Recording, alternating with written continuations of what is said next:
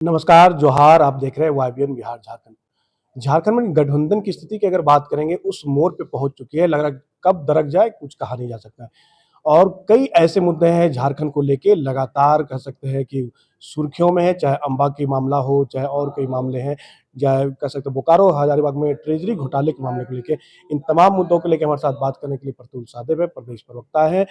प्रतुल जी, सबसे पहले आपका बहुत-बहुत स्वागत है। आपके तमाम दर्शकों को मेरा आभार, नमस्कार। प्रतुल जी, सबसे पहला सवाल यही है, अगर गठबंधन की अगर हम बात करेंगे, उस मोड़ पे पहुँच चुका है। लग तो रहा है कि विपक्ष की ज़रूरत है ही नहीं गठबंधन को, अम्बा ऐसे मोर्चा खोल के रखी है।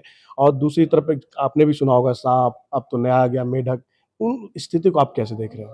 नहीं, देखिए, बहुत शर्मसार करने वाला ये पहलू है कि गठबंधन को जनता ने मैंडेट दिया था। ठीक है, वो मैया सम्मान योजना के तहत इनकी नैया पार हो गई थी वो समुद्र से। लेकिन अब जिस तरीके का अब झारखंड मुक्ति मोर्चा कांग्रेस को बता रही है साहब कि आप जहरीला साँप है, तो फिर जहरीला साँप को गर्दन में टाँग कर ये घूम क्यों रहे हैं? ज़ाहिर तौर पर इस जहरीला साँप इनको लूट के खेल में कहीं न कहीं कोई डिस्टर्बेंस नहीं कर रहा। दूसरी बात देखें, कांग्रेस के प्रभारी के राजू साहब बहुत सीनियर लीडर हैं, सोनिया जी के भी बहुत करीबी हैं।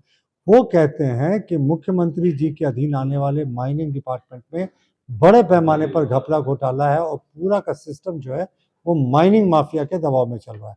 तो आप बताएं कि मुख्यमंत्री पे सीधे आरोप लगा रहे। हम तो कहते ही थे कि प्रदेश में विधि व्यवस्था की स्थिति फेल है। अब तो कांग्रेस के नेता भी कह रहे हैं। विष्णुगढ़ इन्वेस्टिगेशन के बारे में उनकी राष्ट्रीय सचिव है अम्बा प्रसाद जी, उन्होंने कहा ये बॉच्ड अप इन्वेस्टिगेशन है, यानी सही तरीके से किया गया इन्वेस्टिगेशन नहीं है। उन्होंने तो चंदा मामा की कहानी बता दी। अब चंदा मामा जो हमारे युवा दर्शक है वो नहीं समझ पाते होंगे, एक छोटा सा कॉमिक बुक टाइप का हुआ करता था, स्टोरी टेलिंग का बड़ा शानदार उदाहरण था, बच्चों को सुनाई जाने वाली कहानियां। तो यह स्थिति गठबंधन के साथ राज्य के विकास के लिए क्या फोकस होगा, कॉमन मिनिमम प्रोग्राम नहीं बना है, किस तरीके से समाज के अंतिम पायदान पर खड़े व्यक्ति को मुख्य धारा से जोड़ा जाए विकास की, इस पर गठबंधन के दलों का कोई फोकस नहीं। अब राजद और कांग्रेस ही बची थी। अब राजद ने कह दिया कांग्रेस के प्रदीप यादव जी पे कि करोड़ों रुपए का बालू का जो है वो गोड्डा जिले से लगातार चोरी हो रही है। प्रदीप यादव जी पे परोक्ष रूप से निशाना भी साधा, और वो किसने साधा? कांग्रेस, माफ कीजिएगा, राजद कोटे से जो मंत्री हैं संजय यादव जी, यानी सरकार ही कह रही है कि प्रदीप यादव जी कहीं ना कहीं इस चोरी के खेल को नजरअंदाज कर रहे हैं, उनकी नाक के नीचे हो रहा। प्रदीप यादव ने क्या कहा? उन्होंने तो वहां के सनातन घाट का उदाहरण देते हुए कहा कि सनातन घाट से लगातार जो है वो बालू माफिया पिछले 6 महीने से उगाही कर रहे हैं। यानी सरकार पर एक दूसरे दलीय आरोप लगा रहे हैं। कांग्रेस राजद एक दूसरे का गर्दन पकड़ी हुई है। जेएमएम और जो है वो कांग्रेस भी एक दूसरे के खिलाफ है। कैसा गठबंधन था? प्रतुल जी, असम चुनाव तो चलिए माना जाए, असम में जेएमएम अच्छी तरह से लड़ी है और आपके खिलाफ तो चलिए बेशक लड़ना उनका बनता है, लेकिन अब जो सुन रहे हैं कि अब बंगाल भी जा रही है टीएमसी के पक्ष में प्रचार करने के लिए, सहयोगी कांग्रेस यहाँ पे कांग्रेस के खिलाफ भी वहां पे चुनाव प्रचार में जाएंगे ही। ये कैसे देख रहे हैं? अगर झारखंड में स्थिति क्या लग रहा है कि पूरी तरह से दरार पड़ चुकी है?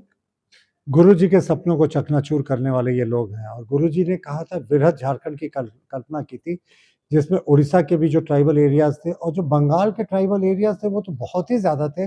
बहुत सारी ट्राइबल सीटें थी और मुख्यमंत्री जी अब अपना सीट जिताने को छोड़कर असम पहुंच गए, पता नहीं कितने राज्यों को पार करके, लेकिन बगल में पश्चिम बंगाल नहीं गए जो झारखंड की सीमा से लगा हुआ है। तो ये साफ दिखाता है कि गुरुजी के सपने को उनके पुत्री जो है वो चकनाचूर कर रहे हैं। और जहाँ तक असम की बात है साहब, चुनाव लड़ने का सबको अधिकार है।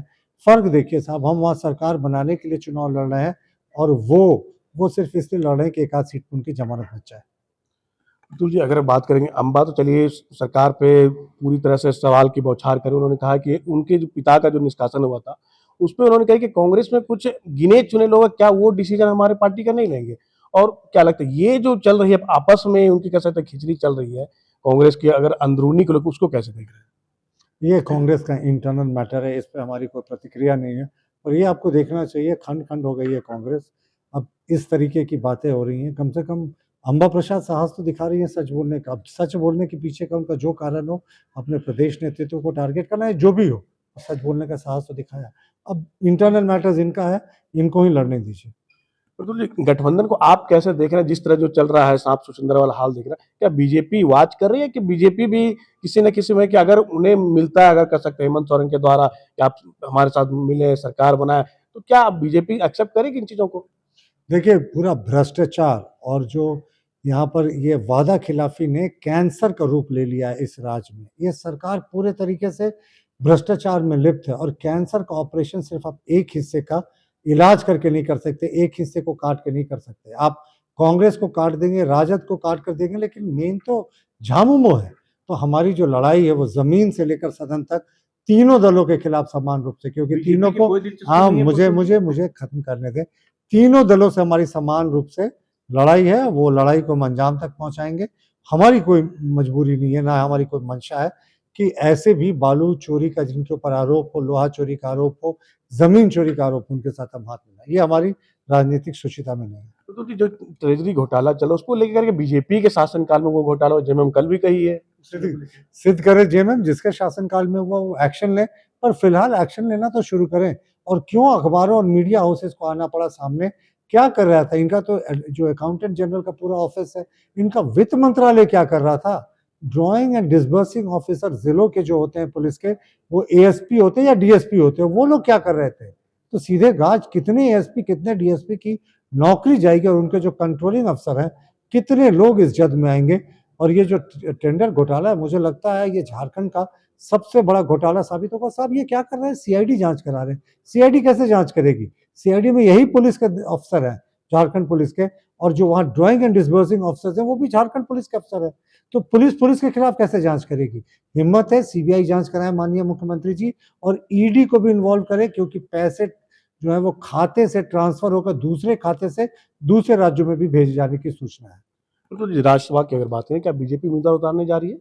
बीजेपी के पास अपना मैंडेट है राज्यसभा उतारने को लेके? पूरा इंटरव्यू आज ही कर लेंगे। राज्यसभा में बहुत सशक्त तरीके से हम उठेंगे और बहुत सशक्त तरीके से हम करेंगे। हमने कहा ना कि मैनेजमेंट हमारे पास है, और हम अगर चुनाव अच्छे से लड़ने की सोच लेते हैं, ठान लेते हैं, जो बिल्कुल अभी वैसी ही स्थिति है, तो ये सीट भी हम जीतेंगे। धन्यवाद। चलिए, ये तुम्हारे साथ प्रदेश प्रवक्ता प्रतुल सहदेव, जिन्होंने स्पष्ट तौर पे कहा है कि सरकार भ्रष्टाचार में लिप्त है। पार्टी खुद में अपनी ओर से कह सकते जो जिस गठबंधन में एक दूसरे पर छींटाकशी कस रही है, लेकिन गठबंधन पहले अपने जो जेएमएम हो चाहे कांग्रेस और आरजेडी अपने भी संभाले, तब बीजेपी पर आरोप की बात करें। सहयोगी निहित के साथ मनीष जय, वाईबीएन बिहार, झारखंड।